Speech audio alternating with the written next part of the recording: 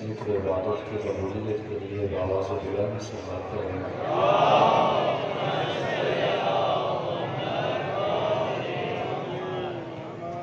شہدائے ملت کو یاد کرتے ہوئے، اپنے مرحومین کو یاد کرتے ہوئے، وہ مومن و مومنات جو پچھلے سال اس فرش عذاب پر موجود تھے لیکن اسلام میں، ان سب کو یاد کرتے ہوئے ایک مرتبہ سورۃ الفاتحہ بسم اللہ الرحمن الرحیم إياك نعبد وإياك نستعين بسم الله الرحمن الرحيم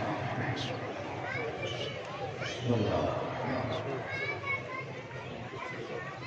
ربنا تقبل منا إنك أنت السميع العليم وأعوذ بك من بسم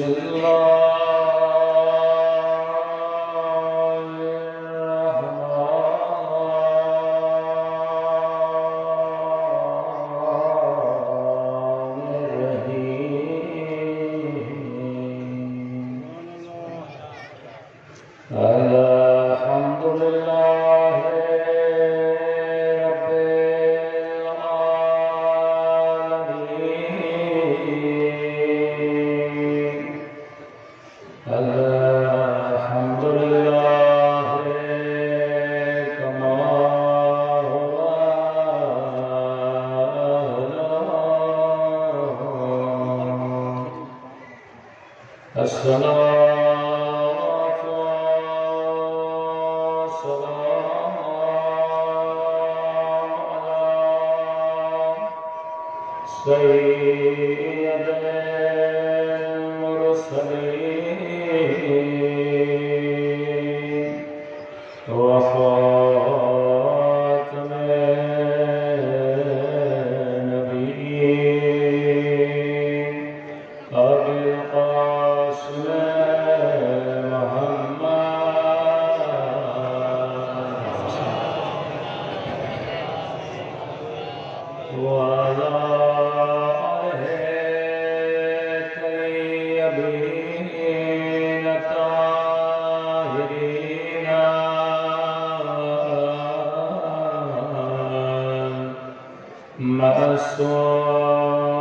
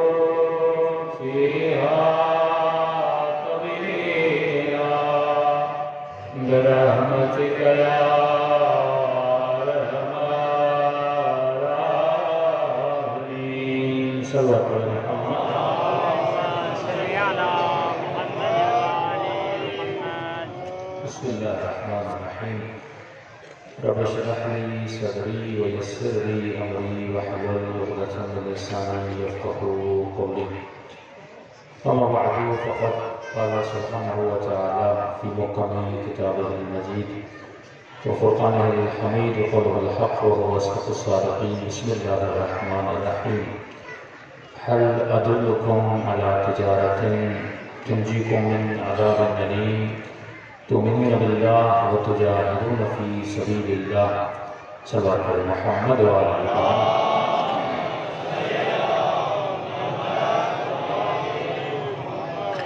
دعا کرتے ہیں کہ پروردگار عالم ان ایام اعظم میں ہم سب کی عبادتوں کو اپنی بارگاہ میں قبول فرما دے.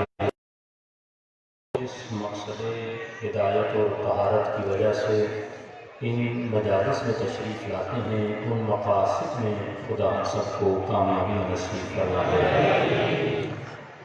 روزانہ آپ کی خدمت میں عرض کر رہے تھے کہ ہدف زندگی اہل بیت ان کا کائنات میں آنا اور پھر ایک مقصد کے لیے شہید ہو کر اس کائنات سے چلے جانا. ان کی زندگی لہو و لعب کے لیے نہیں تھی، وہ ایک عظیم مقصد کے لیے آئے تھے، تبھی ایک عظیم قربانی دے کر اس کائنات سے چلے گئے. اب انسان کو سوچنا یہ ہے کہ اہل بیت کا مقصد کیا تھا. میں نے کہا جنگ دو چیزوں پر تھی کہ ہر امام سے منقول ہے کہ اے مومن اے عزادار یہ بات یاد رکھنا کہ ہمارے 12ویں بیٹے کے ظہور سے پہلے ایک اور ظہور ہوگا جس ظہور میں پرکھا جائے گا کون مومن ہے، کون مسلم ہے، کون منافق ہے. مولا آپ کے آنے سے پہلے کون آئے گا؟ آواز آئی ہمارے آنے سے پہلے دجال آئے گا. تو آج تک مسجد میں منبر سے یہی بتایا گیا کہ صرف دجال آئے گا، لیکن یہ نہیں بتایا گیا کہ اس دجال کی نشانی کیا ہوگی. جس کو یہ پتا ہے کہ یزید پہ لعنت بھیجنی ہے، لیکن یہ نہیں پتا کہ وقت کا یزید کون ہے. جس طرح آج کے جوانوں کو صرف یہ پتا ہے کہ مجھے حسین کو سلام کرنا ہے، لیکن یہ نہیں پتا کہ میرے وقت کا حسینی کردار رکھنے والا کون ہے. اس زمانے کے کوفیوں نے یہ غلطی کی، انہوں نے حسین کو پہچاننے میں غلطی کی. جب ابن زیاد امام حسین کا حلیہ بنا کے کوفے میں داخل ہوا، سب اس کے استقبال میں گئے کہ حسین آ رہا ہے، لیکن جب نقاب چہرے سے اترا تو پتا چلا یہ حسین نہیں ہے، یہ دشمن حسین ہے. تو یہ سازش اسی زمانے سے چل رہی تھی کہ کبھی بھی لباس کو دیکھ کر دھوکہ نہ کھانا، کبھی بھی چہرے کو دیکھ کر دھوکہ نہ کھانا. پہلے غور سے دیکھنا کہ اس میں صفات حسین پائی جاتی ہیں یا نہیں پائی جاتی. تو فرمایا اے انسان آخری زمانے میں تیرے مولا کے آنے سے پہلے ایک اور شخص کا ظہور ہوگا جس کا نام ہے دجال. مولا میں اس دجال کو کیسے پہچانوں، مجھے پتہ کیسے چلے کہ دجال کی نشانی کیا ہے. فرمایا اس ملعون کی ایک نشانی ہے کہ یہ 2 آنکھوں والا نہیں ہوگا، یہ 1 آنکھ رکھنے والا ہوگا. تو آج تک جوان اسی تلاش میں رہے کہ اسرائیل میں ایک بچہ پیدا ہوا، امریکہ میں ایک بچہ پیدا ہوا، فلاں ہاسپٹل میں ایک بچہ پیدا ہوا، مولانا اس کی 1 آنکھ ہے. میں نے کہا اس سے مراد دنیاوی آنکھ نہیں ہے، جسمانی آنکھ نہیں ہے.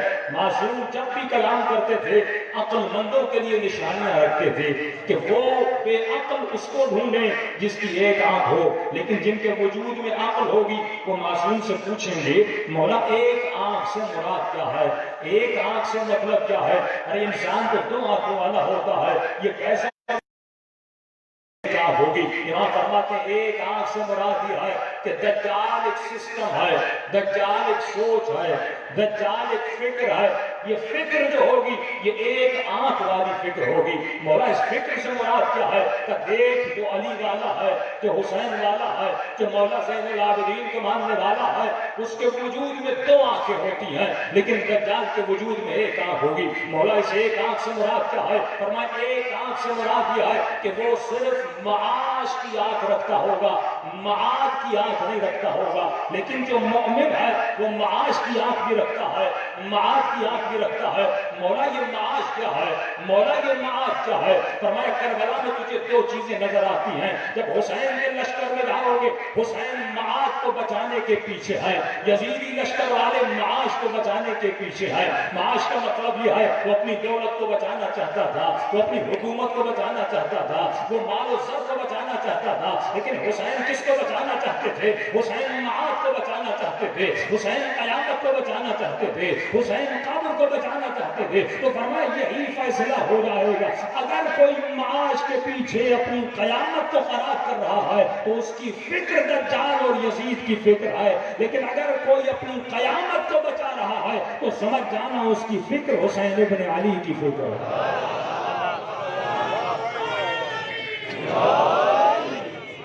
یہ بہت اہم مسئلہ ہے کہ دنیا دیکھے کہ کون ہے جو اپنے معاش کو بچا رہا ہے اور کون ہے جو اپنے معاش کو بچا رہا ہے۔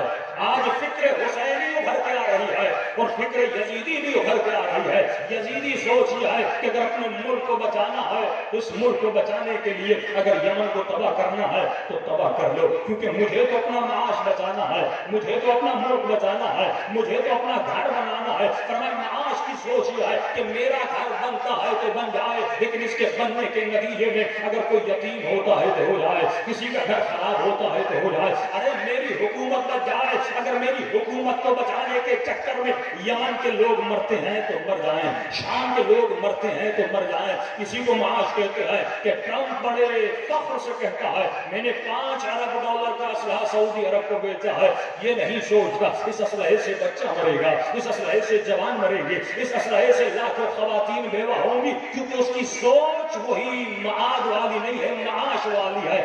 میری حکومت کا معاش بچ جائے، میرے جوانوں کی معیشت بچ جائے، لیکن اگر کوئی مرتا ہے تو مر جائے۔ لیکن ایک سوچ آپ کو کربلا میں نظر آتی ہے، حسین کہتے ہیں اکبر تجھے شہید ہونا ہے تو ہو جائے، علی اصغر تو شہید ہوتا ہے تو ہو جائے، سیدہ زینب اگر تم پر تازیانے چلتے ہیں تو چل جائے، لیکن ان لوگوں کا معاد بچ جائے۔ خرج دول اصلاح امت جدی، حسین اس لیے نکلے اپنے گھر کو بچانے کے لیے نہیں نکلے، حسین گھر کو لوٹا رہے ہیں تاکہ تمہارا معاد بچ جائے، تمہاری قیامت بچ جائے۔ اب انسان کو یہ سوچنا ہے کہ میری زندگی میں جو سوچ میرے اوپر حاکم ہے وہ کون سی سوچ ہے؟ کیا وہ معاد والی سوچ ہے یا معاش والی سوچ ہے؟ جب میرے گھر میں میری بیٹی کا رشتہ آتا ہے، اے حسینی جوان، اے حسینی باپ، جب رشتہ آتا ہے تم پہلا سوال کون سا کرتے ہو؟ کیا سوال یہ کرتے ہو کہ یہ بچہ حسینی ہے کہ نہیں ہے؟ کیا اس کا کردار علی اکبر والا ہے کہ نہیں ہے؟ کیا اس کے وجود میں حب حسین ہے کہ نہیں ہے؟ یا پہلا سوال معاش کا سوال ہوتا ہے،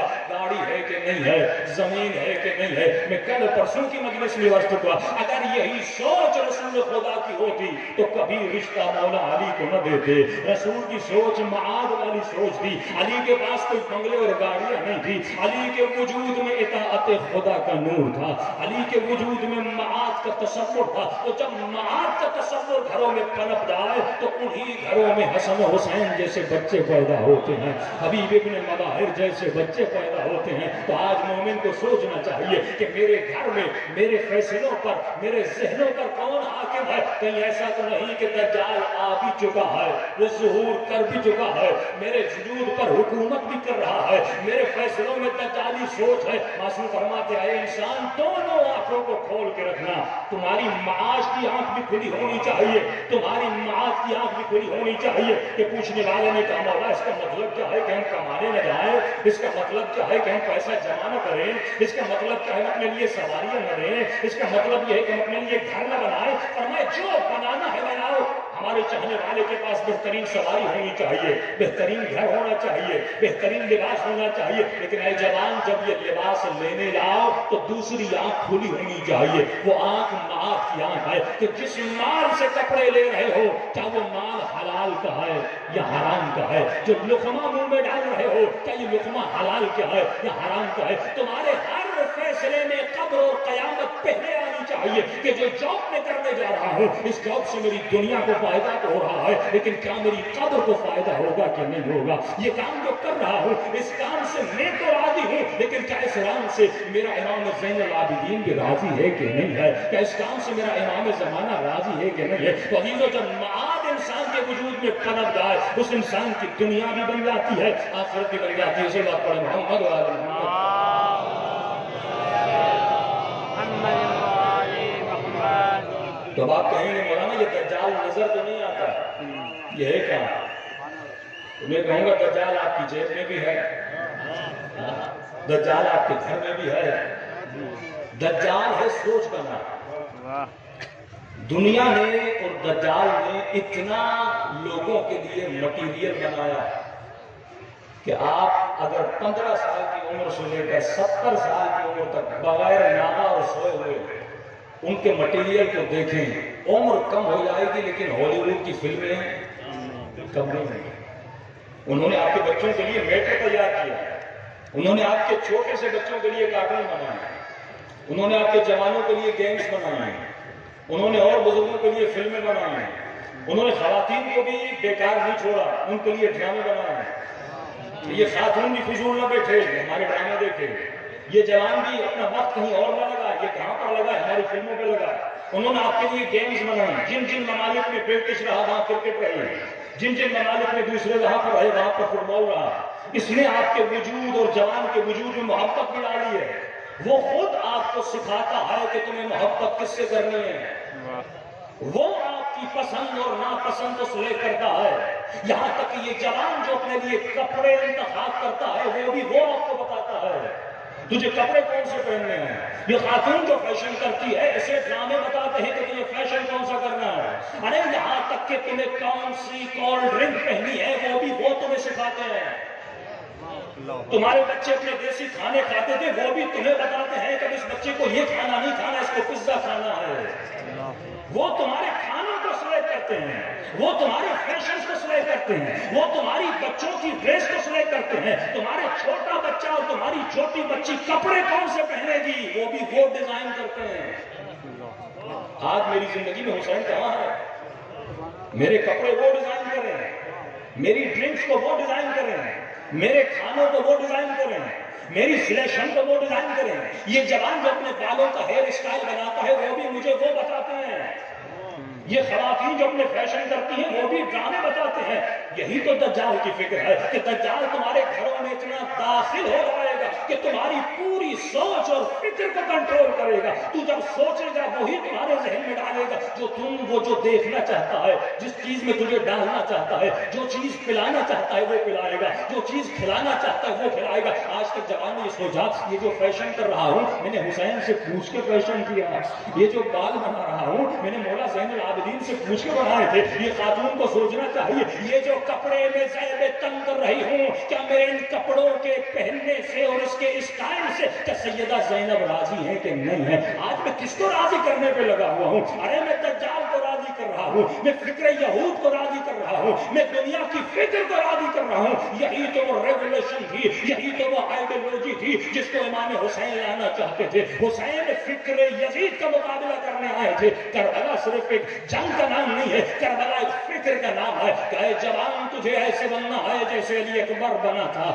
اے خاتون تجھے ایسے بننا ہے جیسے زینب بنی تھی. خواتین کا کام صرف گھروں میں محنت کرنا روٹی پکانا نہیں ہے. بی بی زینب نے کیا درس دیا, اے خاتون تجھے معاشرے میں کردار کو اپنانا ہے. اے خاتون تمہارا ایک پولیٹیکل کردار ہے, وہی کردار جو سیدہ زینب کا تھا. آپ کربلا کے خاکے سے اور تاریخ اسلام سے دو خواتین کو نکال دیں, ایک بی بی زینب کو نکال دیں, دوسرا جناب سیدہ فاطمہ الزہرا کو نکال دیں, اسلام میں کچھ نہیں بچتا. اگر کربلا میں زینب نہیں تو آج یہ آزاداری نہیں ہے. یہ کس کا کردار ہے؟ یہ سیدہ زینب کا کردار ہے. ایسے تو مولا حسین بی بی زینب کو نہیں لے گئے. امام خاتون کی اہمیت کو بتانا چاہتے ہیں. اگر ماں ام فروا جیسی ہو تو بچہ قاسم جیسا ہوتا ہے, اگر ماں رباب جیسی ہو تو بچہ علی اصغر جیسا ہوتا ہے, اگر ماں ام لیلا جیسی ہو تو بچہ علی اکبر جیسا ہوتا ہے. یہ کردار کس کا تھا؟ یہ ماں کا کردار تھا. وہ صرف گھر کا کردار نہیں ہے. جب علی پہ بات آتی ہے تو کسی نے نہیں سوچا تھا, انہوں نے پورا پلان بنایا تھا کہ ہم علی کے گھر پہ جائیں گے, مقابلے کے لیے ابو ذر آئے گا تو یہ کریں گے, مقابلے کے لیے زبیر آئے گا تو یہ کریں گے, مقابلے کے لیے علی نکلے گا تو یہ کریں گے. ان کے تصور میں بھی نہیں تھا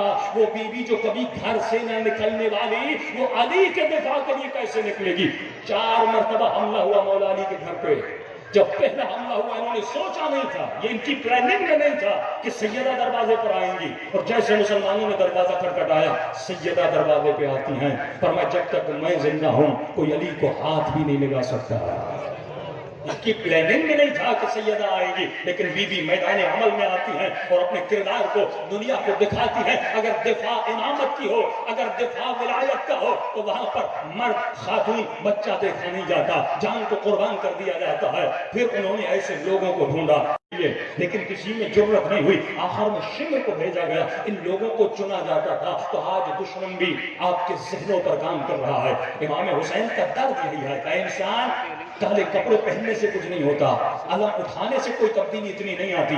یہ تو تمہاری ازاداری ہے, اس کو پھیلا رہے ہو, لیکن اصل جس چیز کو پھیلانا ہے وہ ہے فکر امام سجاد, وہ ہے فکر امام حسین, جس سے دشمن کو ڈر ہے. یہ سوچ آج تم اپنے بچے پہ کتنا انویسٹ کیا. تم نے 24 گھنٹہ بچے کو موبائل کے حوالے کر دیا. اس موبائل میں فکر کون ڈال رہا ہے؟ یزیدی فکر آ رہی ہے, دنیاوی فکر آ رہی ہے. ارے وہ عالم اسلام جس نے سانس لینے تک بھی تجھے بتایا تجھے سانس کیسے لینی ہے. صلوات پڑھیں محمد و آل محمد. اللہم صلی علی محمد و آل محمد. یہ چھوٹا سا پانی کا گلاس ہے, یہ چھوٹا سا پانی کا گلاس ہے, لیکن آپ کے چوتھے امام فرماتے ہیں اس پانی کو پینے کے بھی 7 آداب ہیں. جو اسلام اتنا ظریف ہو, جو اسلام اتنا دقیق ہو, وہ یہ بتائے کہ 7 آداب ہیں صرف پانی پینے کے.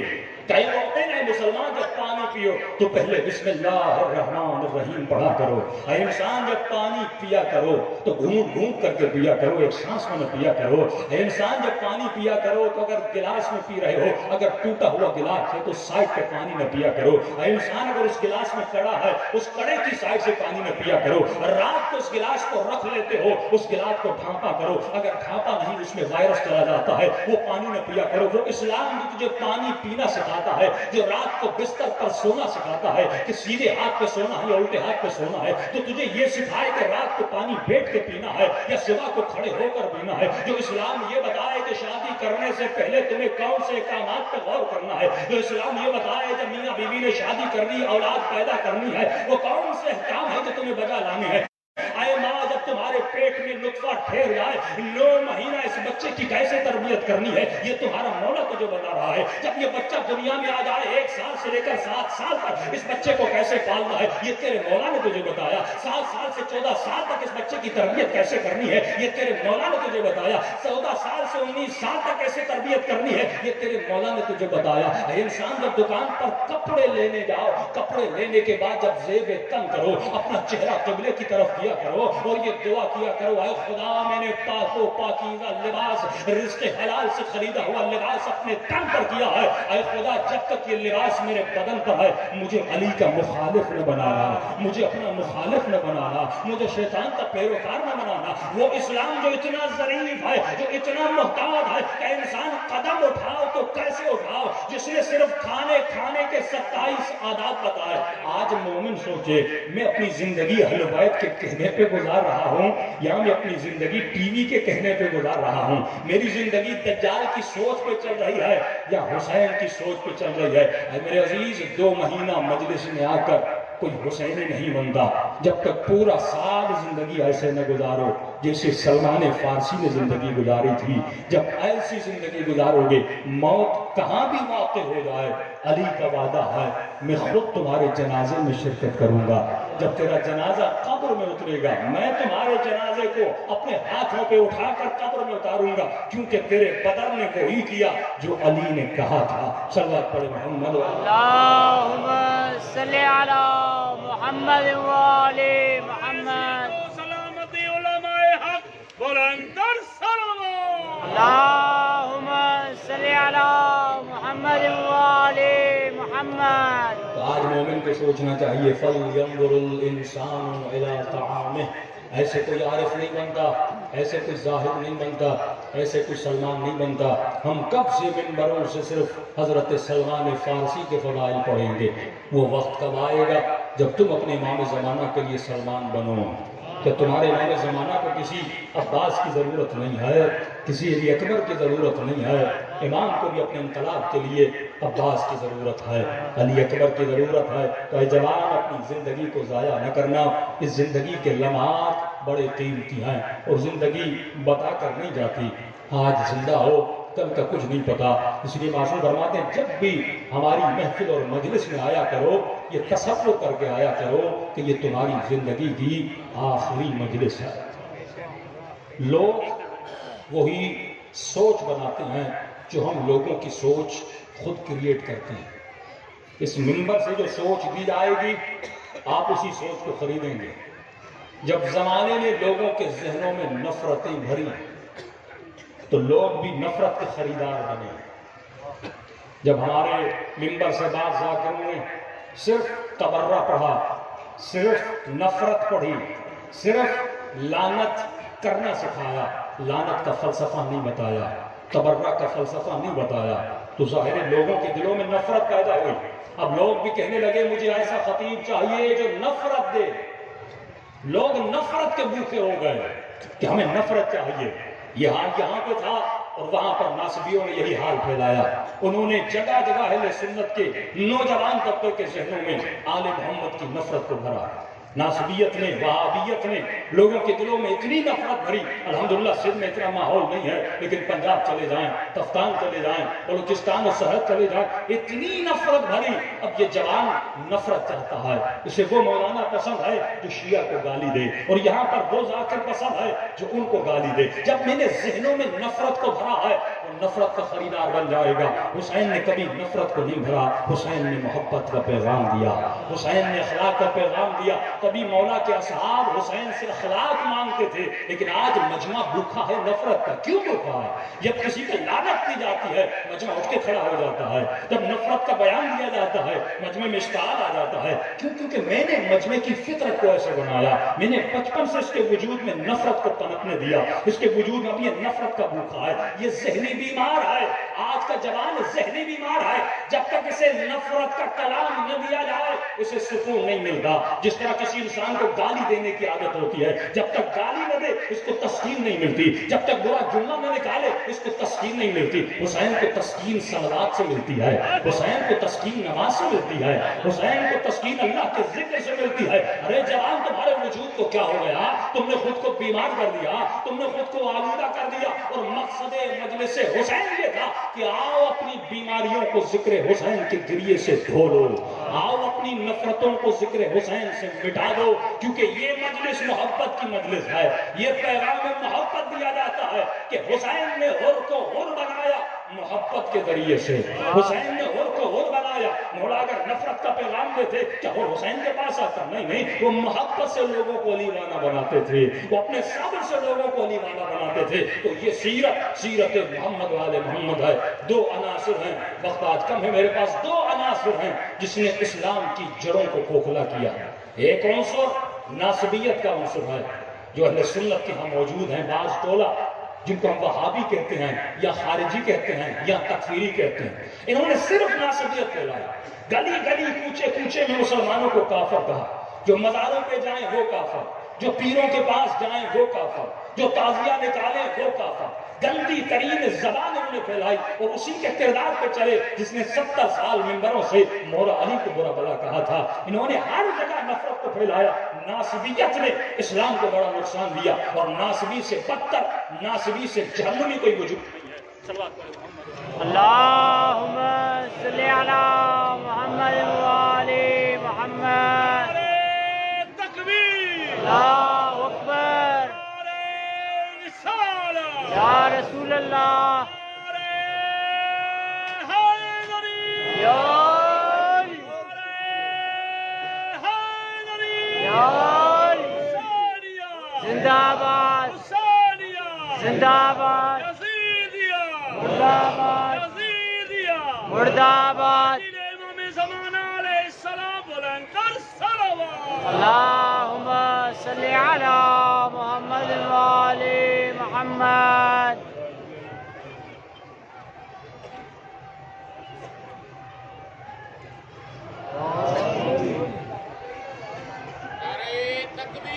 اللہ اکبر.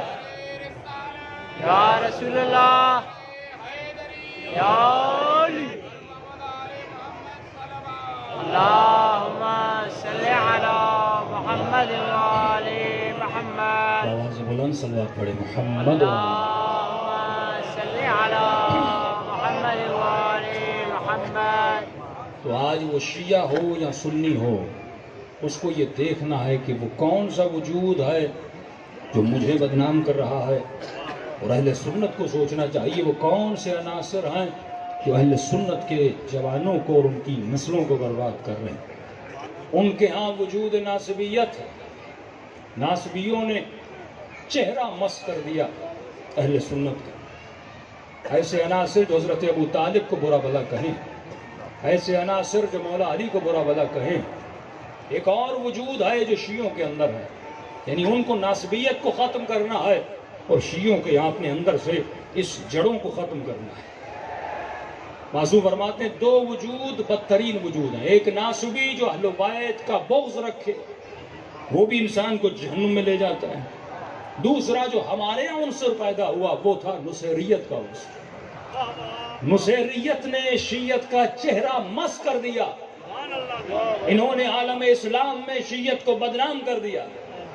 اب نہ خارجی پہچانا جاتا ہے نہ نصیری پہچانا جاتا ہے، کیونکہ نصیری کالے کپڑے پہن کر شیعوں میں آ جاتا ہے اور ناصبی ہاتھ باندھ کے نماز پڑھنا ان کی مسجدوں میں شروع کر دیتا ہے.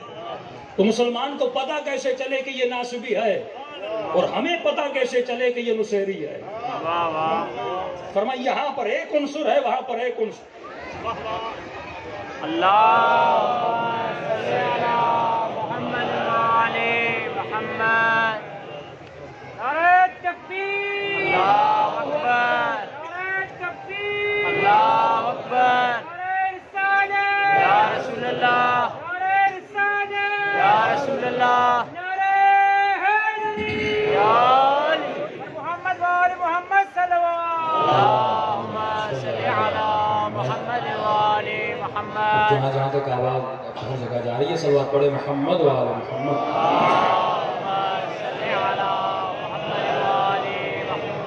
تو میں عرض کر رہا تھا اہل سنت کے بھائی غور سے سنیں کہ اگر آپ کے یہاں ناصبیت آ جائے، یہ مولانا طارق جمیل قبلہ طاہر القادری صاحب ہر کسی نے کہا کہ ناصبیت سے بچو کیونکہ ناصبیت تجھے جہنم تک لے جائے گی. ناصبیت یعنی بغض اہل بیت رسول، ناصبیت یعنی خارجیت. یہی ناصبیت تھی جس نے جنگ صفین کو شکست دلوایا.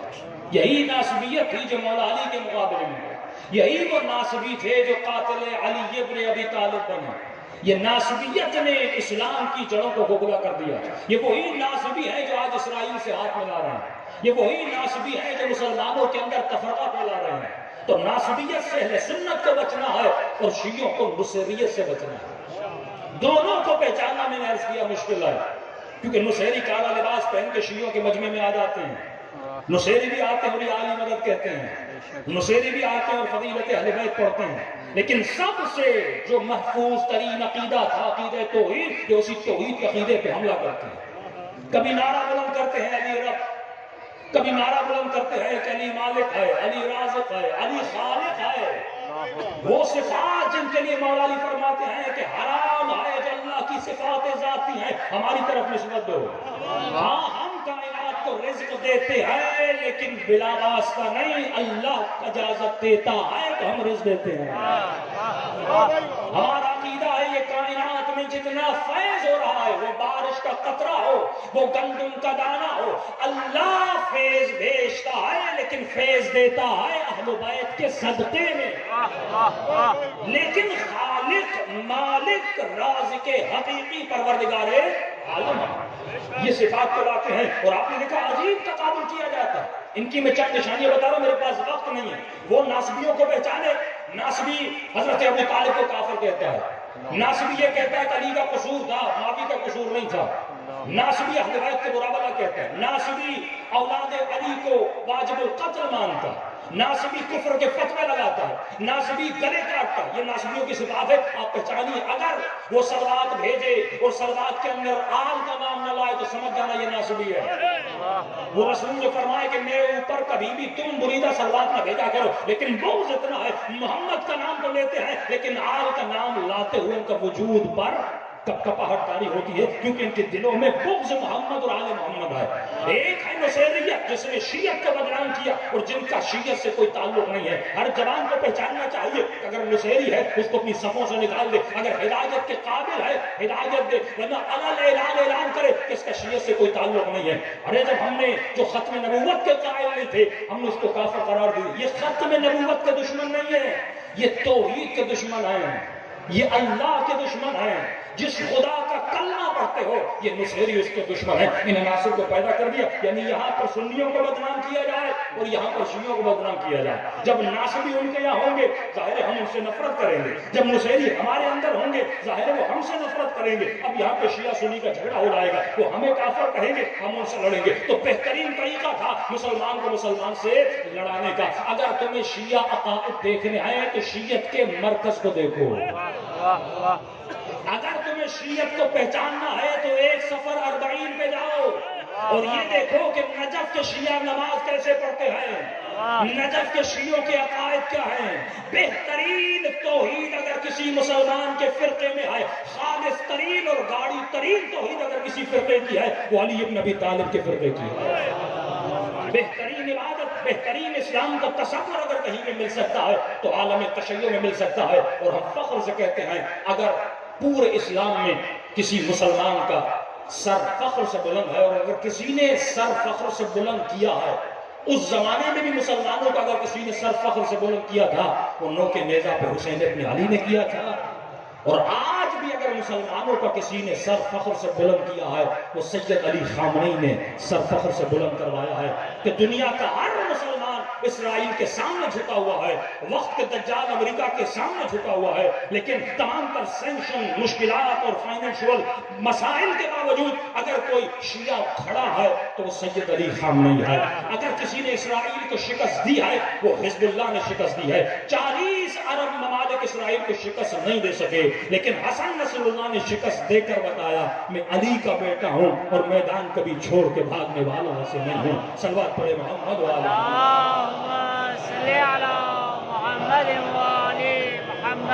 आज इस जवान को सोचना चाहिए कि मैं अपनी फिक्र कहाँ से ले रहा हूँ। मुझे फिक्र लेनी है तो अपने मराकिज से लेनी है, अपने मनाबे से लेनी है। मुझे विलायत लेनी होगी मैं किसी ऐरे से लूंगा या विलायत में अली इब्न अबी तालिब से लूंगा। मुझे आज़ादारी लेनी होगी मैं किससे लूंगा? इमाम सज्जाद से लूंगा ना। मुझे आज़ादारी लेनी होगी मोहम्मद बाक़िर से लूंगा ना। मुझे आज़ादारी करनी होगी मैं किसकी सीरत में देखूंगा? मुझे ये देखना है इमाम रज़ा ने आज़ादारी कैसी की, बीबी रुबाब ने आज़ादारी कैसी की, जनाब ज़ैनब ने आज़ादारी कैसी की, मेरे आका इमाम सज्जाद ने आज़ादारी कैसी की। अजीजों, इन्होंने इनका वजूद तो पाक था ही, लेकिन कमाल अहले बैत ये था कि ये खुद तो पाक थे लेकिन जो जो इनके साथ रहता था वो उसको भी पाक बना देते थे। कि शख्स कहता है कि मदीने में कहत आ गया और कहत इतना शदीद था कि कई दिनों तक बारिश नहीं आई, गंदम सूख गई, यहाँ तक कि लोग खजूर की गुठलियों को पीस कर खाने लगे। कजाल चलते हैं सहरा में, दुआ करते हैं शायद खुदा अपना रहम, अपनी रहमत को नाज़िल कर दे। जो उम्मत इमाम से गाफिल हो वो प्यासी रहती है। यानी सैयदुल साजिदीन मदीने में हैं लेकिन ये दुआ करने के लिए अकेले जा रहे हैं, कभी खुदा ऐसे दुआ कबूल नहीं करता। कब वहाँ पर गए, बड़ी दुआएं की, माओ के हाथों में दूध पीते बच्चे थे, वो बच्चे रो रहे थे, प्यास पानी नहीं है, भूख अफलास, क्या करें, लेकिन बारिश का एक कतरा नहीं रहा। 3 दिन के बाद थके हुए टूटे हुए जब वापस आ रहे थे बाजार से, ये खवातीन गुजर रही थी, बच्चे आहें मार मार के रो रहे थे। इस बाजार में एक काला हबशी गुलाम था, उस गुलाम की निगाहें नन्हे से बच्चों पे पड़ गई, इन खवातीन की रोती हुई आवाज़ों पे पड़ गई। उसके दिल में दर्द आया, दुख हुआ, आंखों से आंसू जारी हुए। उसने एक निगाह अल्लाह की तरफ की, का परवरदिगारा, ऐ रहमत के मालिक, اے رحمان الرحیم مجھ سے تیرے بندوں کا رونا دیکھا نہیں جاتا، اے خدا کیا ہوتا تو بارش برسا دیتا، تو بادل بھیج دیتا، کہ بس اس غلام کے منہ سے یہ جملے نکلنے تھے، اچانک بادلوں نے آنا شروع کر دیا اور بارش نے برسنا شروع کر دیا کہ میں مقام تعجب میں چلا گیا. ارے اتنے لوگ عبادت کر کے اور دعائیں کر کے آئے لیکن کسی کی دعا قبول نہیں ہوئی. ایک سادہ سا حبشی کالا غلام ہے، اس نے زبان سے 2 جملے نکالے اور خدا نے بادلوں کو تیزی سے بھیج دیا اور برسانا شروع کر دیا. اس نے کہا یہ تو بڑا عارف ہے، یہ تو بڑا زاہد ہے، ارے یہ مستجاب الدعویٰ ہے، جب دعا کرتا ہے خدا اس کی دعا کو قبول کرتا ہے. کہتا میں نے اس کا پیچھا کرنا شروع کر دیا. پیچھا کرتے کرتے میں نے غور سے دیکھا یہ کس کے گھر کے اندر جا رہا ہے، یہ کس کا غلام ہے. جب میں نے غور سے دیکھا یہ سید الساجدین کے گھر کے اندر جا رہا ہے، کہ زین العابدین کے گھر کے اندر جا رہا ہے. کہ جیسے اندر گیا میں نے بعد میں دروازے پر دستک دی، جیسے امام باہر آئے میں نے کہا مولا آپ کا غلام ہے، مجھے وہ غلام چاہیے، میں اس غلام کو خریدنا چاہتا ہوں، جتنی قیمت مانگیں گے میں اتنی قیمت دینے کے لیے تیار ہوں. امام نے کہا اندر آ جا. کون سا غلام؟ اس نے غور سے دیکھا مولا یہ غلام چاہیے. امام نے کہا ایسا اس غلام میں کیا ہے کہ تو اتنی قیمت دینے کے لیے تیار ہے؟ کہتے ہیں مولا یہ بڑا کرامات والا ہے، یہ مستجاب الدعویٰ ہے، یہ دعا کرتا ہے تو خدا بادل بھیج دیتا ہے، یہ دعا کرتا ہے تو خدا بارش برسا دیتا ہے. امام نے ایک مرتبہ اپنے غلام کو دیکھا کہ کب سے تو کرامات دکھانے لگا، کب سے تو معجزے کرنے لگا، آخرکار شاگرد کس کا ہے؟ زین العابدین کا شاگرد ہے. ارے جس کے شاگرد کی زبان میں اتنا اثر ہے اس کے مولا کی زبان میں کتنا اثر ہوگا. امام نے کہا کب سے تو کرامات کو دکھلانے لگا؟ اس نے کہا مولا واللہ میں تکبر کرنا نہیں چاہتا تھا، میں لوگوں کو بتانا نہیں چاہتا تھا کہ میری زبان پر مستجاب الدعویٰ ہے. مولا لوگوں کا دکھ دیکھا نہیں گیا اسی لیے میں نے دعا کر ڈالی. امام نے کہا جا میں نے تجھے آزاد کیا. اتنا کہنا تھا اس کی آنکھوں سے آنسو بہے اور اس نے دوبارہ دعا کے لیے ہاتھوں کو بلند کیا کہ خدا زندگی تب تک پسند تھی جب سید الساجدین کی غلامی میں تھا، اب اس نے آزاد کر لیا تو مجھے یہ زندگی بھی پسند نہیں ہے. بس یہ دعا کرنی تھی، روح بدن سے نکل جاتی ہے. اور میرے چوتھے امام کہتے ہیں انا للہ و انا الیہ راجعون. ارے جس کے غلاموں کی زبان میں اتنا اثر ہو تو ہم بھی تو اسی کے غلام ہیں. پھر مومن کی دعا قبول کیوں نہیں ہوتی؟ یہ فرش عزا، یہ فرش عزا انسان کو جنت تک لے جانے کا راستہ ہے. فرمایا کتنے بھی گنہگار کیوں نہ آ جاؤ مجلس میں دعا کرو خدا تیرے گناہوں کو بخش دے گا. لیکن ایک چیز شیعت کا وتیرہ رہی ہے زین محترم، اس کا نام ہے ادب. ہم با ادب قوم ہیں، ہمارے یہاں سے گالاں گلوچ نہیں ہوتا اور یہ ادب ہمیں ملا اہل بیت کے گھرانے سے. ایک ادب کی صفت ہو، اگر گناہ پہاڑ جتنے کیوں نہ ہوں امام گناہوں کو بخشوا دیتے ہیں. ملتا ہے کہ ایران میں تہران کے شہر میں عزاداری ہوتی تھی اور اس عزاداری میں ہر کوئی آتا تھا. انجمن تھی، انجمن غلامان عباس، وہ عشرہ کرواتی تھی 1 محرم سے لے کر 10 محرم تک. شہر کا ایک بدماش، شہر کا ایک شرابی تھا تو بد کردار، لیکن حسباً نسباً شیعہ تھا. اور جب محرم کا چاند نظر آتا تھا تو شیعہ کیسا بھی ہو وہ حسین کی مجلس میں تو جاتا ہی ہے کیونکہ حسین سے لگاؤ ہے. یہ مجلس میں آتا تھا اور صف اول میں جس طرح یہاں اسٹیج ہے اسی طرح آ کر مولانا خطاب کرتے پھر نیچے بیٹھ جاتا تھا. ایک دن آیا، دوسرے دن آیا، تیسرے دن آیا. انجمن کا نام تھا مثلا غلامان عباس، شہر میں مشہور ہو گئے. جب کسی جوان سے پوچھا جاتا تھا کس کی مجلس میں جا رہے ہو تو یہ جوان کہتے تھے اس مجلس میں جہاں پر وہ شرابی آتا ہے. اب لوگ انجمن کا نام نہیں لیتے تھے، کہتے تھے فلاں مجلس، کیونکہ مشہور آدمی تھا اور شہر کا مشہور شرابی تھا. کہ کون سی انجمن میں؟ کہ وہ انجمن جہاں پر رسول شرابی آتا ہے، اس کا نام رسول ترک تھا. کہ وہ انجمن جہاں پر رسول شرابی آتا ہے. انجمن کے لیڈرز کے پاس اور بانیان کے پاس لوگ آئے کہتے لگے آپ کی انجمن کا نام بدنام ہو رہا ہے. لوگ یہ نہیں کہتے کہ ہم عباس کی انجمن میں جا رہے ہیں، کہتے ہیں اس کی انجمن میں جہاں شرابی آتا ہے. کہ اس کو انجمن سے نکال دو، اس کو مجلس میں نہ آنے دو. انہوں نے کہا کیسے نکالے حسین کی مجلس ہم کیسے روک سکتے ہیں؟ کہا نہیں، عباس کا نام خراب ہو رہا، حسین کی مجلس کا نام خراب ہو رہا۔ یہ 6-7 انجمن کے اراکین آئے، جب چوتھی رات رسول ترک مجلس میں داخل ہونا چاہتا تھا، انہوں نے رسول کو بلایا کہ رسول قریب آیا کہ دیکھو رسول، سب کو پتا ہے تو شہر کا مشہور شرابی، ہم تجھے مجلس سے روکتے نہیں ہیں، تہران شہر بہت بڑا، جہاں جانا ہے حسین کی مجلس میں چلا جائے، لیکن رسول مہربانی کر کے کل سے ہماری مجلس میں نہ آیا۔ اس نے کہا تمہاری مجلس؟ میں نے تو سنا تھا حسین کی مجلس ہے،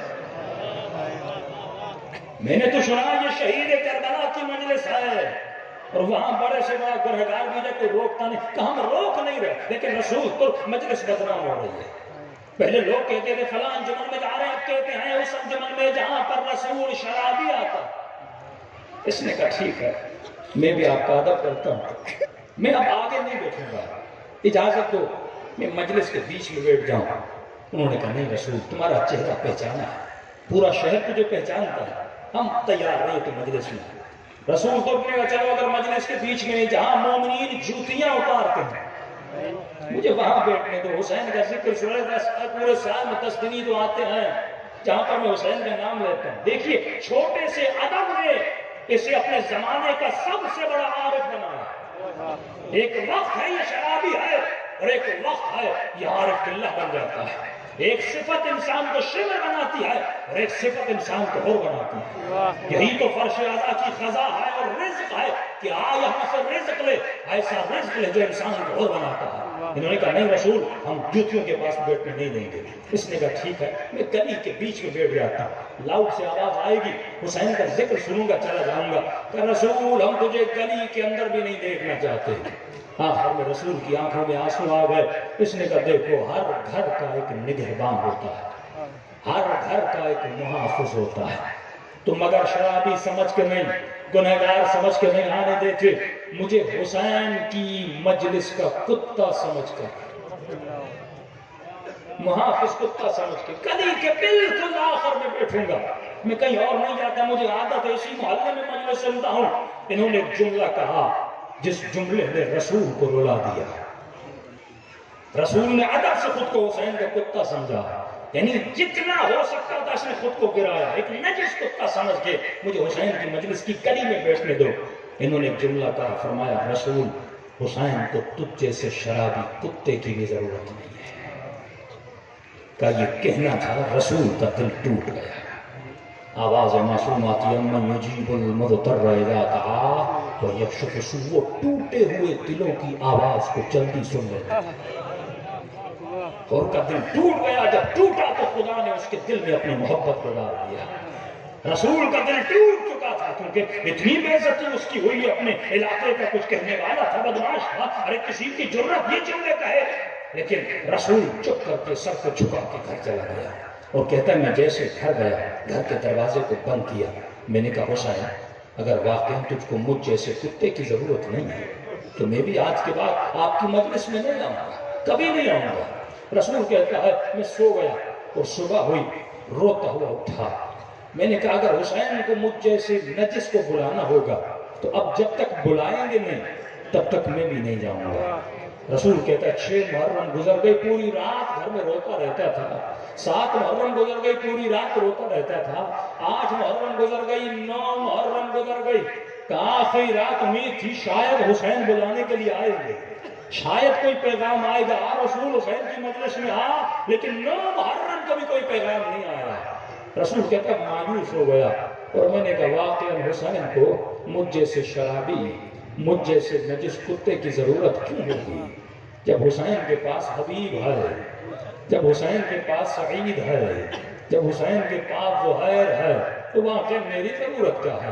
کہتا یہ کہہ کر روتا روتا آنکھ لگ گئی، صبح اذان کا وقت تھا، میرے گھر کے دروازے پر دستک ہوئی۔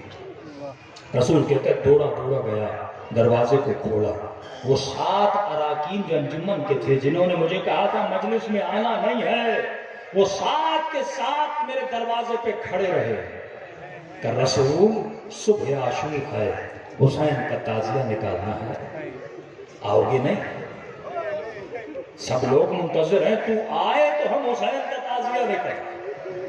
रसूल परेशान, अरे तुमने मुझे धक्के देकर अपनी मजलिस से निकाला, अब सब आए हो ताकि हुसैन का ताजिया निकाला जाए। क्या मुझे बात समझ में नहीं आती, क्यों आए हो मेरे दरवाजे पर? एक बार निकाला है, अब एक बार लेने आए हो। क्या रसूल हम खुद लेने नहीं आए, हुसैन ने भेजा। क्या समझ में नहीं आता, क्या मतलब हुसैन ने भेजा? क्या रसूल हम साथ के साथ में एक ख्वाब देखे। क्या ख्वाब देखे? क्या रसूल अल्लाह किसी शीए को ये ख्वाब न देखे? अल्लाह किसी हुसैन के चाहने वाले को ये ख्वाब न देखे? अल्लाह ज़ैनब की चाहने वाली को ये ख्वाब न देखे?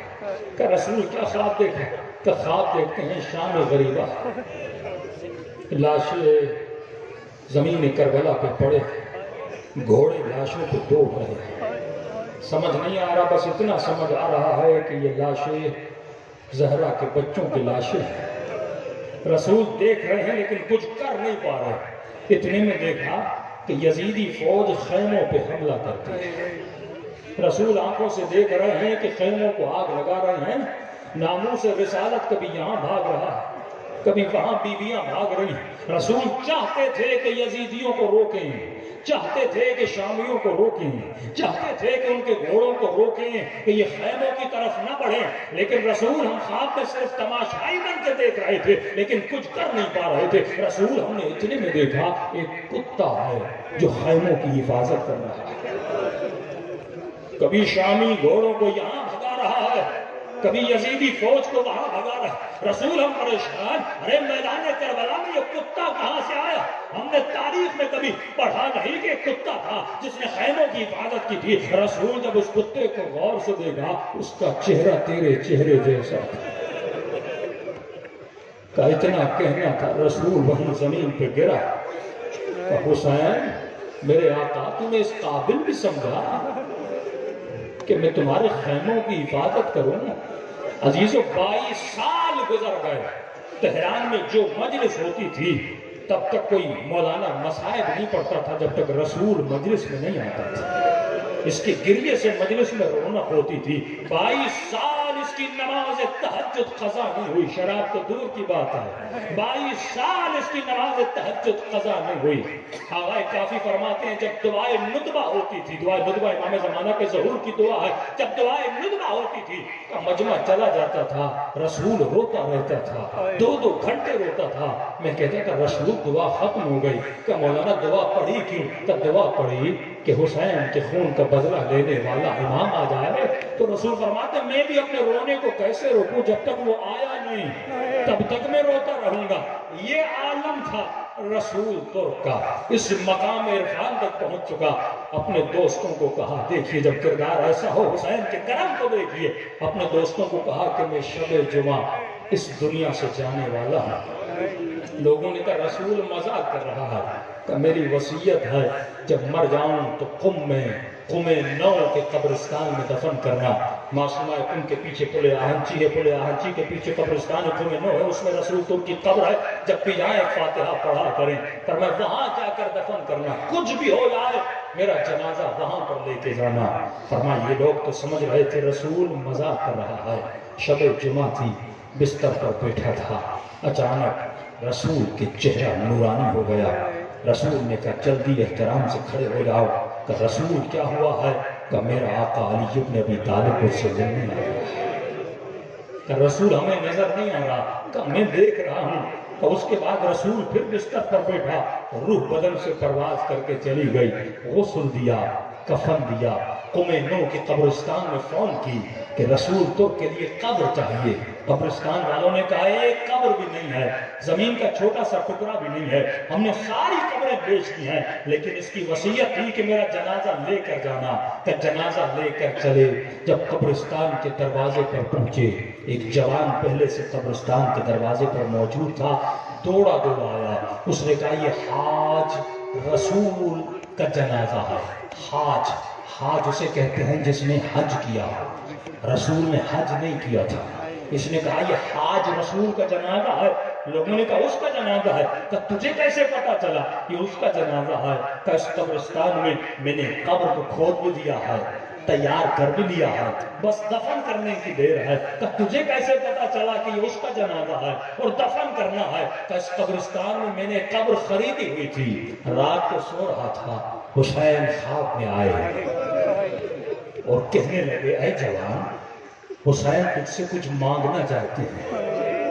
میں نے کہا مولا آپ پہ جان قربان کیا چاہیے؟ کہ حسین کو ایک قبر دو گے؟ جو تم نے قبر خریدی ہے فلاں قبرستان میں۔ میں نے کہا مولا آپ کی قبر تو کربلا میں ہے، آپ کو قبر کی کیا ضرورت؟ فرمایا نہیں، میرا ایک فرزند، میرا ایک بیٹا، میرا ایک چاہنے والا آ رہا ہے، حسین اس کے لیے قبر تم سے لینا چاہتے ہیں۔ فرمایا اگر یہ قبر مجھے دو گے تو حسین تجھے قبر وادی السلام دے دیں گے۔ کہتا مولا سودا گھاٹے کا نہیں ہے، مولا وہ ایک اور امام نے فرمایا وہ حاج رسول ہے، حسین نے اسے حج کیا نہیں لیکن حسین نے اسے حاجی بنا دیا کہ اس کا جنازہ آنے والا ہے، ارے وہ میرا چاہنے والا ہے۔ تو میرے عزیز اگر یہ ڈیل کرو گے نا حسین بن علی کے ساتھ، یہ کردار بناؤ گے امام زین العابدین کے ساتھ، تو پھر نہ قبر کی پرواہ کرنا، نہ کفن کی پرواہ کرنا، نہ غسل کی پرواہ کرنا، خود حسین آئیں گے، تمہارے غسل کا بندوبست بھی کریں گے، تمہاری قبر کا بندوبست بھی کریں گے۔ پھر وہ موت نہیں ہے، پھر وہ خوف نہیں ہے، پھر وہ ملاقات علی کا نام ہے۔ پھر انسان ترستا ہے کہ مولا کب موت آئے اور کب میں علی کے چہرے کی زیارت کروں، کب وہ قبر کی پہلی رات آئے جس رات میں حسین ابن علی آئے۔ چھٹے راہ فرماتے ہیں عزادار جب شہادت کی راتیں آتی ہیں، ابھی تو رویا نہیں، تیری آنکھوں میں آنسو آئے نہیں، ابھی تو رونا چاہتا ہے۔ ذاکر نے مسائل پڑھے نہیں، وہ پڑھنا چاہتا ہے۔ فرمایا تم سب کے سروں کے پیچھے میری دادی زہرا کھڑی اور تم سب کے لیے دعا کے لیے ہاتھوں کو بلند کرتی ہے۔ میں کہوں گا کتنے خوش نصیب ہو آج سیدہ کی زبان پر تیرے لیے دعا، وہ بی بی جس کا ایک پہلو زخمی ہے لیکن وہ جگہ جگہ جاتی اپنے حسین کے عزاداروں کو سلام کرتی۔ آج اس مولا کی مجلس ہے جو 40 سال خون رویا ہے، جس کو ظالم رونے نہیں دیتے تھے، جب بھی اپنے بابا کا ماتم کرتے تھے کوئی ظالم تازیانہ مارتے تھے۔ کسی مومن نے کہا کہ مولانا بی بی سکینہ کو نہ تیر لگا، نہ نیزے لگا، نہ تلوار لگی، تو بی بی شہید کیسے ہو گئے؟ میں نے کہا اس ننھی سی بچی کو اپنے بھائی سجاد سے بڑا پیار تھا، جب بھی کوئی ظالم تازیانہ مارتا تھا بی بی خود کو سجاد کی پیٹھ پہ گرا کرتی تھی۔ اتنے تازیانے کھائے، اتنے تازیانے کھائے کہ تاب نہ لاتے ہوئے بی بی دنیا سے چلے۔ دلوں کو کربلا لے جاؤ، آج کی رات سلامی کی رات ہے۔ امام سجاد فرماتے ہیں مومن جتنا میرے بابا کو سلام کر سکتے سلام کرو۔ یہاں تک فرمائے عاشورہ کے دن ایک دوسرے کو سلام کرنے سے پہلے میرے بابا کو سلام کرو۔ کہ مولا اتنا سلام کیوں؟ امام فرماتے کیونکہ عاشورہ کے دن لوگوں نے میرے بابا کو سلام نہیں کیا، ہم ترس گئے تھے ایک سلام کرے۔ کہ مولا سلام کیوں نہیں کیا؟ فرمایا کیونکہ سلام مسلمان کو دیا جاتا، انہوں نے میرے بابا کو مسلمان بھی نہیں سمجھا۔ یہ کڑی بہت پہلے سے چلی تھی، جب علی گھر میں آئے تو سیدہ نے کہا یا علی میں نے سنا ہے لوگ تجھے سلام نہیں کرتے۔ کہ زہرا سلام کی بات کرتی ہوں، میں سلام کرتا ہوں، علی کے سلام کا کوئی جواب نہیں دیتا۔ یہ مظلومیت اہل بیت ہے۔ تو آج زینب کی حسرت کو پورا کرو اور اتنا سلام کرو کہ حسین تیرے سلام کا جواب دے۔ یہ روایت بڑی ہے لیکن خلاصہ یہ ہے کہ معصوم فرماتے ہیں جب تو مجھے سلام کرتا میں تجھے جواب دیتا ہوں۔ کسی نے کہا مولا پتہ کیسے چلے کہ آپ نے جواب دیا؟ فرماتے کہ سلام کرنے کے بعد دل ٹوٹ جائے، ایسے ٹوٹے جیسے رسول تر کا ٹوٹا تھا، ایسے ٹوٹے جیسے اور کا ٹوٹا تھا۔ اگر سلام کرنے کے بعد دل ٹوٹ جائے اور دل ٹوٹنے کے بعد تیرے آنکھوں سے نہ چاہتے ہوئے آنسو نکل آئے تو وہاں فرماتی ہے مت سمجھنا یہ تیرے آنسو ہیں، جو حسین نے تیرے سلام کا جواب دیا۔ السلام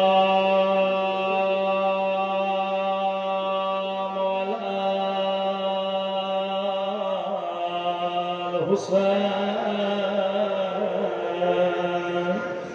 وعلى علي بن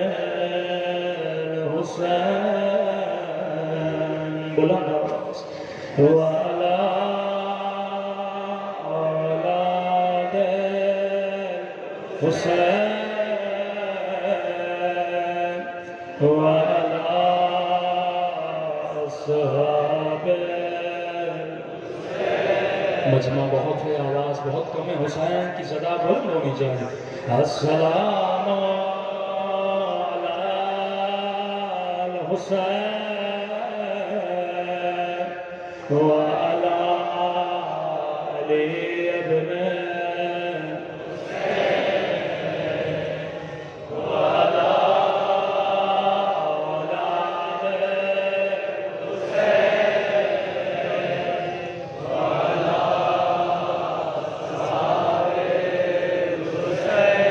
بچے بڑے سب مل کے السلام علی الحسین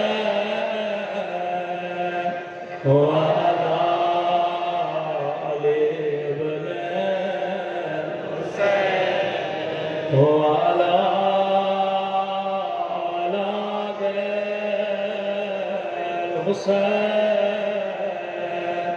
وعلی اصحاب بلند آواز سے السلام علی حسین وعلی علی ابن حسین وعلی اولاد حسین وعلی اصحاب میرا سلام ہو زینب کی لٹتی ہوئی چادر پہ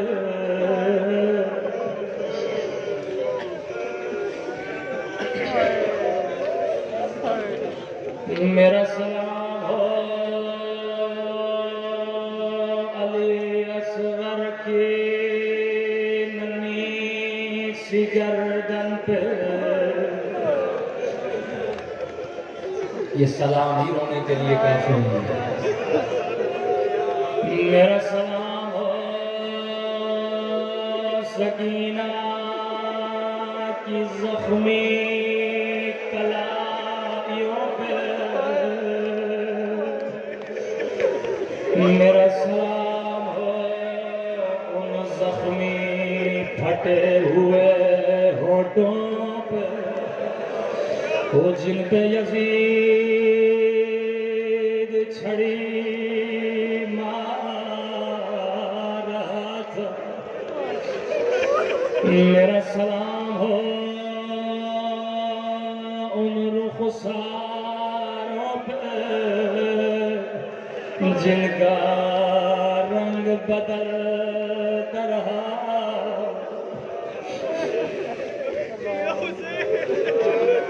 عباس فرماتے ہیں میں کربلا کا واحد شہید ہوں جب گھوڑے سے گرا میرے بازو سلامت نہیں تھے میں نے ایک مرتبہ منبر سے پڑھا زینب اونٹ سے ایسے گری جیسے عباس گھوڑے سے گرے تھے کسی جوان نے کہا مولانا یہ آپ نے صحیح نہیں پڑھا میں نے کہا کیوں کہا عباس کے تو بازو سلامت نہیں تھے زینب کے تو بازو سلامت تھے میں نے کہا جواب میں نہیں دوں گا امام زمانہ دیں گے فرماتے میرا سلام ہو میری ان پتھیوں پہ او جن کے ہاتھ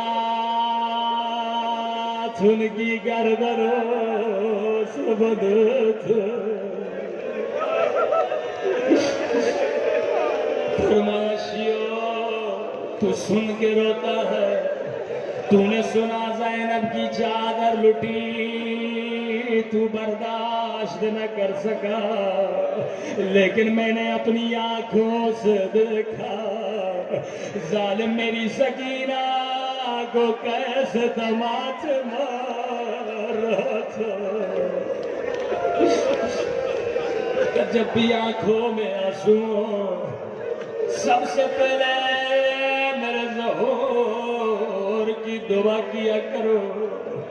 مجھے نہیں معلوم آج کی رات امام زمانہ کہاں پہ موجود ہے. شاید کربلا میں حسین کے روزے پہ رو رہے, یا شاید شام میں زینب کے روزے پہ رو رہے, یا شاید جنت البقیع میں زین العابدین کی قبر پہ رو رہے, یا شاید ٹوٹی ہوئی قبر زہرا پہ رو رہے.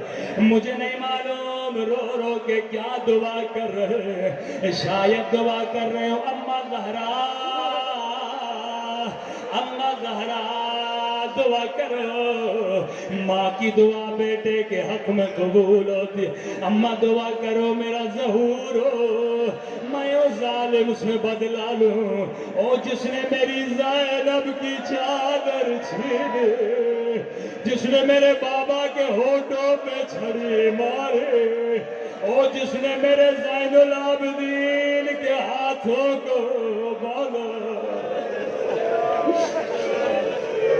میں دعا کیا کرو اللہ میرا ظہور کر دے. مشہور ہے نا 40 سال امام سجاد ہوئے, 40 کا پانی کو دیکھتے تھے زاروں کا روتے تھے. بازار میں گوشت والے اپنے گوشت پہ کپڑا رکھتے تھے, کہیں سجاد کی نگاہ نہ پڑ جائے. گوشت والا کہتا ہے میں کپڑا رکھنا بھول گیا. جیسے سجاد آئے نگاہ گوشت پہ پڑی, زمین پہ بیٹھ کے رونے لگے. ہائے میرا قاسم, ہائے میرا علی اکبر. گوشت والے سے 3 سوال کیے, بڑے درد بھرے سوال. پہلا سوال کیا, قصائی بتا تو نے حیوان کو پانی پلایا تھا یا نہیں؟ کہتا مولا مسلمانوں میں پانی پلاتا ہوں. اتنا کہنا تھا کربلا کا رک گیا, رو کر کہنے لگے میرے 3 دن کا پیاسا بابا, ارے ظالم نے گھونٹ بھی پانی نہیں پلایا. ہائے میرا علی اصغر.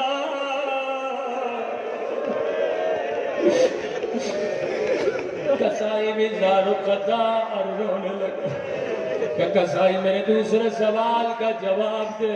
جی مولا, جب تو نے حیوان کا گلا کاٹا تھا کیا تو نے چھری کو تیز کیا تھا یا نہیں؟ مولا مجھے پتا ہے چھری کو تیز کیا جاتا ہے.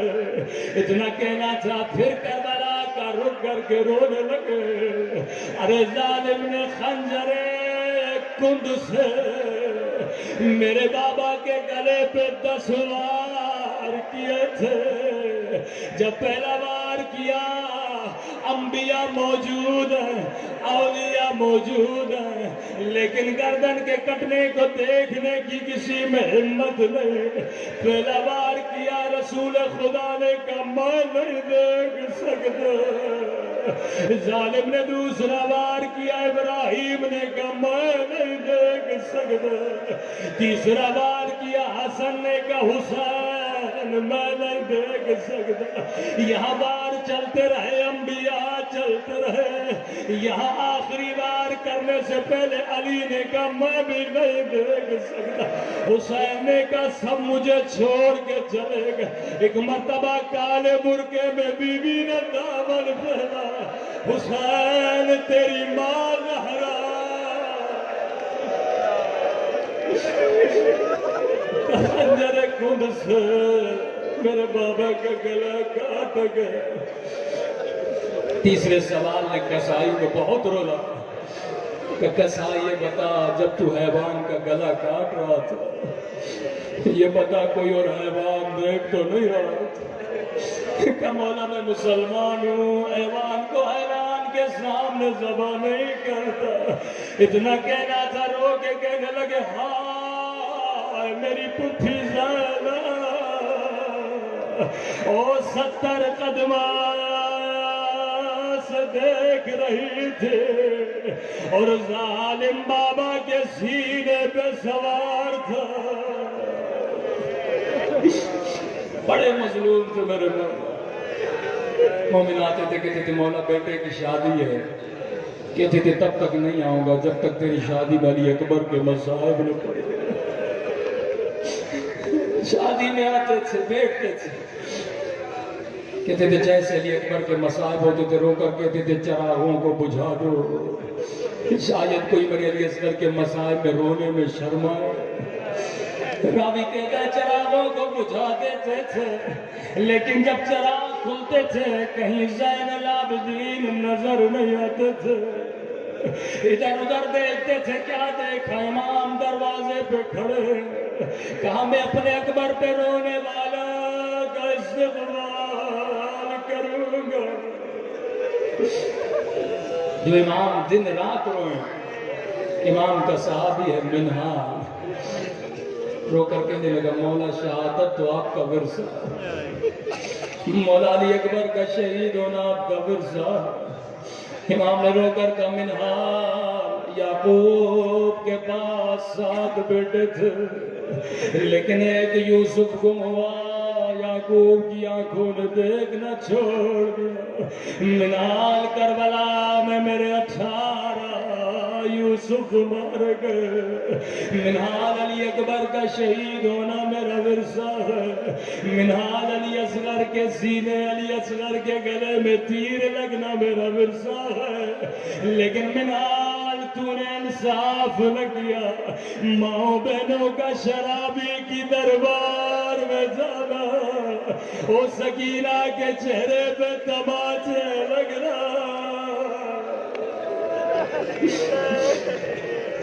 امام کو زہر دیا گیا، بیٹے موجود ہیں، امام محمد باقر موجود ہیں، رو کر کہنے لگے بابا آپ کا جنازہ بڑا عالی شان کریں گے، مدینے کے شیعوں کو بلائیں گے۔ رو کر کہنے لگے باقر میرے بابا کا جنازہ ایسے نہیں اٹھا، ایسے جنازہ اٹھانا جیسے میرے بابا حسین کا جنازہ اٹھا تھا۔ فرمایا آخری وقت امام کی سانسیں نکلنے والی تھی، رو کر کا باقر بیٹا مجھے خاک پہ سلا دو، میرے بابا کا جنازہ 3 دن دھوپ میں پڑا۔ عزیزو تاریخ میں 4 جنازے بڑی مظلومیت سے اٹھے، جن کو جب غسل دینے والے غسل دے رہے تھے زار و قطار رو رہے تھے۔ پہلا جنازہ نبی کی بیٹی کا جنازہ، جب علی غسل دے رہے تھے ٹوٹی ہوئی پسلیوں پہ نگاہ پڑے، اپنا سر دیوار پہ رکھ کے زار و قطار رونے لگے۔ دوسرا جنازہ سکینہ کا جنازہ، جب زندان شام میں غسالہ غسل دینے لگی، کہنے لگی زینب کیا بدن سے پیرہن اتارو؟ امام نے کہا پیرہن نہ اتارنا، اگر پیرہن اتارو گے تو زخموں سے خون بہے گا۔ تیسرا جنازہ امام موسیٰ کاظم کا جنازہ، چوتھا جنازہ امام زین العابدین کا جنازہ۔ امام کا تابوت بھی آنے والا ہے۔ فرمایا جب امام باقر نے غسل دینا شروع کیا، ایک مرتبہ پیٹھ پہ کالا نشان، ہائے خون بھرا زخم تھا، رو کر کہنے لگے میرا سلام ہو میرے اس بابا پہ وہ جس کے خون اور گوشت کو زنجیروں نے گلا دیا۔